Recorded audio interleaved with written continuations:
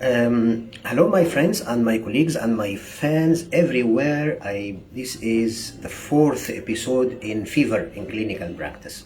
To continue my clinical management of acute febrile illness or clinical management of fever in general, because I mentioned that fever is more general term than acute febrile.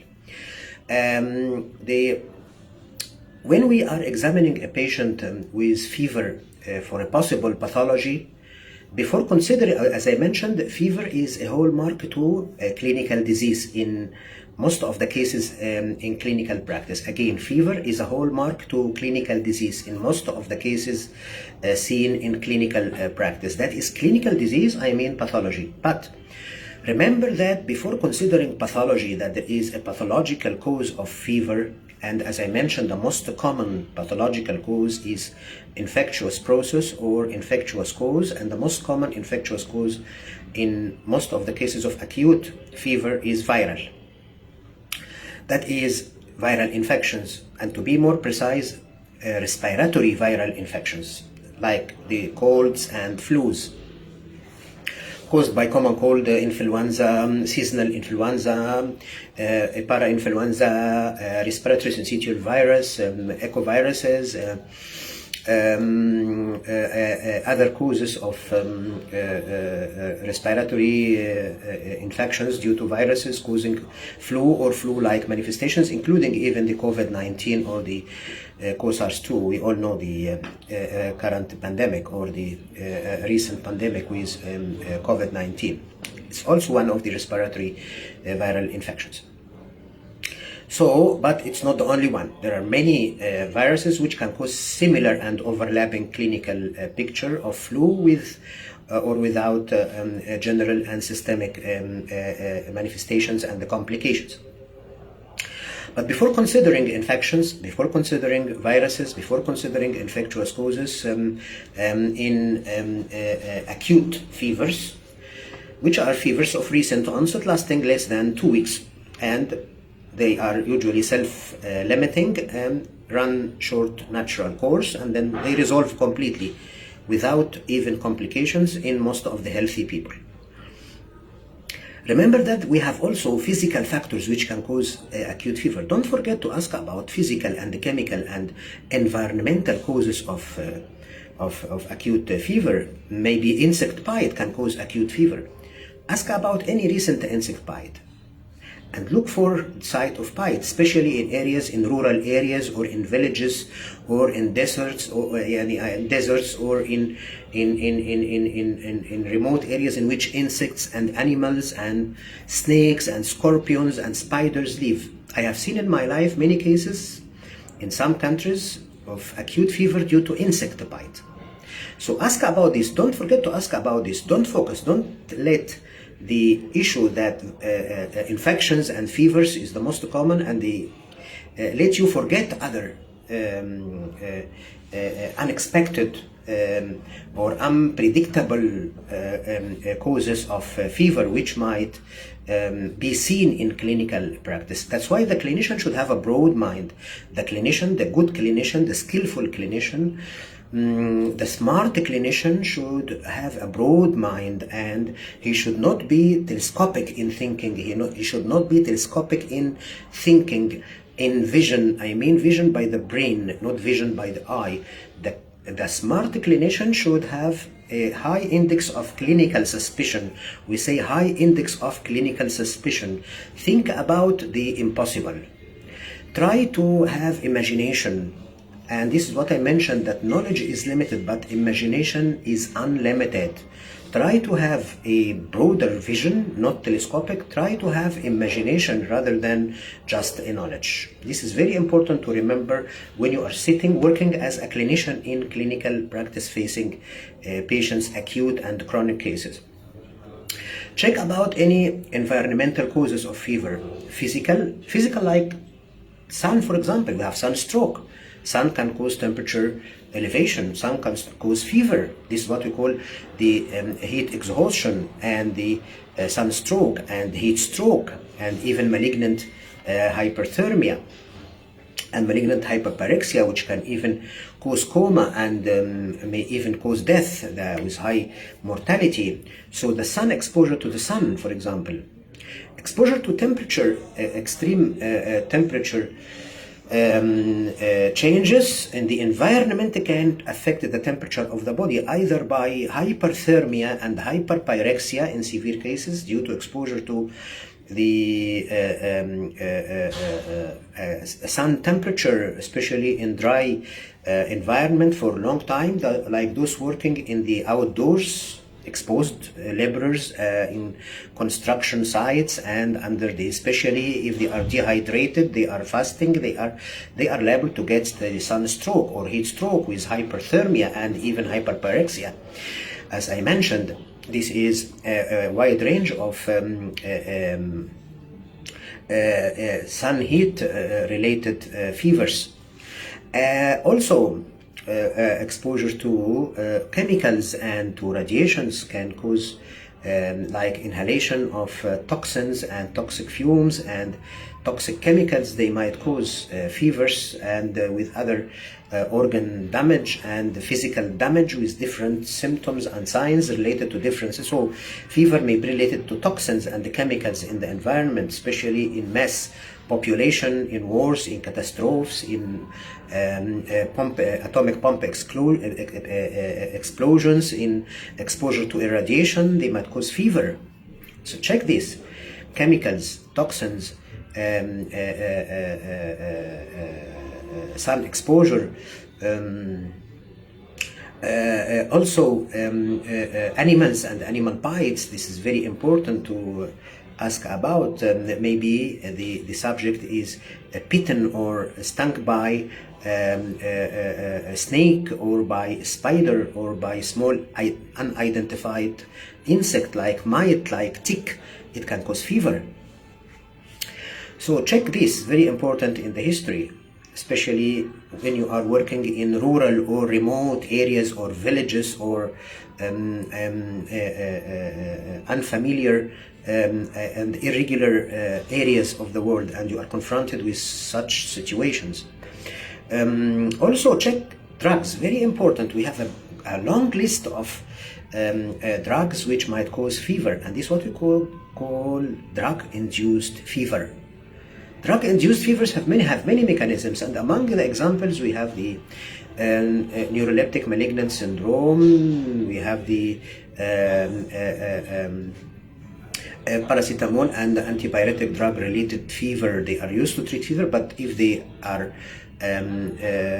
used in an erratic and messy way, they might cause fever. So drug-induced fever with its mechanisms should always be put in mind, and check about any abuse of drugs and abuse of toxins and maybe also substances, especially the CNS stimulants and these things like methadone and the some opiate derivatives. They might cause fever in patients who are drug abusers or substance abusers. So check substance abuse and chemical substance abused by some individuals. This might be the cause of fever, very important, and you will not be able to reach it unless you check in detail and think seriously about the substance abuse, especially the CNS stimulants abused, amphetamine and amphetamine-related compounds, and many of the new substances which are abused by the addicts and the substance abusers. They are not yet categorized, so you have to look carefully into this issue. So fever might be related to substances, to drugs, to chemicals, to addicting substances. Check this in the history, please, very important. They might be the cause of acute fever or even chronic recurrent fever, substance abuse, chemicals, drugs. So don't forget, and this is the pharmacologic category of causes of fever in clinical practice.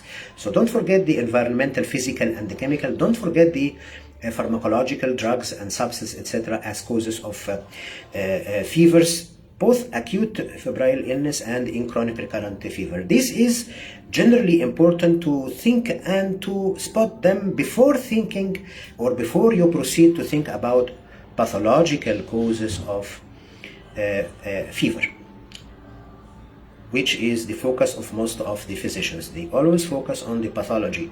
They forget the things related to environment, psychology, drugs, etc. They just jump directly to pathology. Not all fevers is pathology. Some, they are not pathology. They are pharmacology. They are physiology, related to physiological changes in the environment around the individual or the person. This is very important. And then after that, proceed to the pathological causes of or diseases causing the febrile condition, whether acute and more to be analyzed in patients with chronic recurrent fever, pathological causes. Now let me talk about the pathological causes of fever. The pathological causes of fever, especially in patients with chronic recurrent fever, that is fever which is always there. There is elevation of temperature, which is usually in the range of 0.3 to 1.4 degrees centigrade daily, affecting that subject, and they do not resolve, and the temperature never come down to normal in that individual. What is the possible cause of continuous or recurrent fever lasting more than 3 weeks, which we call it fever of unknown origin? Number one, infections is very important, of course, and we have a long list of infections: bacterial and viral and fungal and parasitic. These are the major 4 groups of infectious causes of fever. Again, the bacterial, viral, fungal, that is mycotic infections, and parasitic. And of course, in every one of these 4 categories, there are subclasses. This is the major heading, the major class. But among the bacterial, we have many subcategories. Among the viral, we have many subcategories. Among the mycotic infections causing fevers, the fungal infections, many categories. And then the parasitic, many categories, of course. As regards the non-infectious causes, this is the less common. We have to think about 2 major groups: inflammatory causes and neoplastic causes. And let us focus on inflammatory and neoplastic. Inflammatory, don't forget to think about the endocrine and the autoimmune or connective tissue diseases. These are the most common inflammatory category of diseases or inflammatory pathology causing febrile conditions. Again, these are the endocrine causes of fever and the autoimmune or connective tissue diseases as causes of fevers in clinical practice. Endocrine diseases like thyrotoxicosis can present with fever. Also, patients with adrenal problems, they can present with fever, and then this is the relation between fever and, for example, Addisonian crisis. The thyrotoxicosis is the most common cause of fever, whether the chronic thyrotoxicosis or the thyroid storm, acute thyrotoxic crisis, presents with fever, high fever, as a medical emergency, as an endocrine emergency, as a thyroid emergency. So here fever is very important. Uncontrolled thyrotoxicosis with or without the thyroid storm. Thyroid storm will make acute on chronic fever. It will make the fever more high, and of course with other features, the severe tachycardia, the hypertension, the shock, the